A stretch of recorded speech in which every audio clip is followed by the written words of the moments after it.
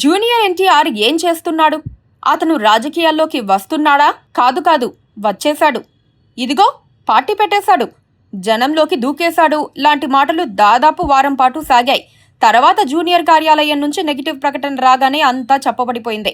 Junior ప్రస్తుతానికి ఎలాంటి సేవా కార్యక్రమాలు కూడా చేయటం లేదని ఆయన కార్యాలయమే ప్రకటించింది. అయినా జనం నమ్మేందుకు సిద్ధంగా లేరు. ప్రస్తుత రాజకీయ పరిణామాలను, సంప్రదాయ పార్టీల అవినీతి అక్రమాలను చూసి విసిగిపోయిన జనం మార్పును కోరుకుంటూ జూనియర్ కోసం ఎదురు చూస్తున్నారని తేలిపోయింది. ఆ సంగతి జూనియర్కు కూడా తెలిసినందున చాప కింద నీరులా తన పని చేసుకుపోతున్నాడని విశ్వసనీయ సమాచారాన్ని బట్టి తెలుస్తోంది. ఒక ఢిల్లీ పెద్ద సలహాలు, సూచనల మేరకు జూనియర్ నడుచుకుంటున్నాడని, త్వరలోనే బ్లాస్టింగ్ న్యూస్ ఇస్తాడని కూడా ఒక సీక్రెట్ ఇన్ఫర్మేషన్ తెలుస్తోంది. జూనియర్ స్వయంగా మాట్లాడకపోయినంత మాత్రాన అతను ఏమీ చేయటం లేదని భావించకూడదు. త్వరలోనే అధికారికంగా సామాజిక కార్యక్రమాలు ప్రారంభించి తన మనసులో మాటను జనంలోకి తీసుకెళ్లేందుకు ప్రయత్నిస్తాడు. ఆంధ్రప్రదేశ్లోని 2 రాజకీయ పార్టీల సంగతి తెలిసిన వాడిగా ముందు వెనక చూసుకొని రంగంలోకి దిగబోతున్నాడు. ఎందుకంటే రాష్ట్రంలోని 2 రాజకీయ పార్టీలు కూడా చెదల పుట్టలుగా మారిపోయాయి. పుట్టలు వేరు కానీ పురుగులు మాత్రం ఒకటే.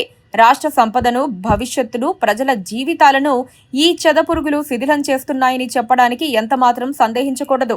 అధికారం నిలుపుకోవడానికి ఒకరు, పోగొట్టుకున్నది రాబట్టుకోవడానికి మరొకరు నిత్యం ప్రజల ముందు గారడీ విద్యలు ప్రదర్శించటం తప్ప ప్రజల శ్రేయస్సు పట్ల వారిలో ఏమాత్రం చిత్తశుద్ధి లేదని అందరికీ తెలుసు. రాజకీయం అంటే ప్రజల సొత్తు దోచుకోవటం అన్న నిర్వచనంతో 2 పార్టీలు నడుస్తున్నాయి. వేల కోట్ల ప్రజాధనాన్ని పటిక బెల్లంలా ఆరగిస్తున్నాయి. పత్రికలు, టీవీ ఛానళ్లను తమ అదుపులో ఉంచుకొని నిజాలు వెల్లడి కాకుండా దాచేస్తున్నారు. కాబట్టి ప్రజలకు సమాచారం తెలియడం లేదు. కానీ గత 5 ఏళ్ల జగన్ పాలనలో, ఇప్పుడు ఈ 2.5 ఏళ్ల చంద్రబాబు పాలనలో జరుగుతున్న దోపిడీ పర్వం చరిత్రలో ఎప్పుడూ చూడని స్థాయిలో ఉంది. ల్యాండ్, శాండ్, మైనింగ్ దందాలు కుగ్రామాలకు కూడా చేర్చిన ఘనత ఆ 2 పార్టీలదే. అదే అంశాలను టీం జూనియర్ ఇప్పుడు అధ్యయనం చేస్తోంది. పప్పు బెల్లాల్లా ఉచిత పథకాలను అమలు జరిపి జనంలో డైవర్షన్తో దోచుకుంటే ఎవ్వరికీ తెలియదని పార్టీలు భావిస్తున్నాయి. పిల్లి కళ్ళు మూసుకొని పాలు తాగినట్లుగా ఆయా పార్టీల నేతలు ప్రవర్తిస్తున్నారు. అందుకే ఏపీ సమాజానికి జూనియర్ అవసరం ఉందన్న ఫీలింగ్ వచ్చేసింది.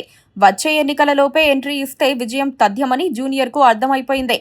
ఆయన మనసులో మాట అర్థం చేసుకున్న కొందరు ఢిల్లీ పెద్దలు నిత్యం టచ్లో ఉన్నట్లుగా చెబుతున్నారు.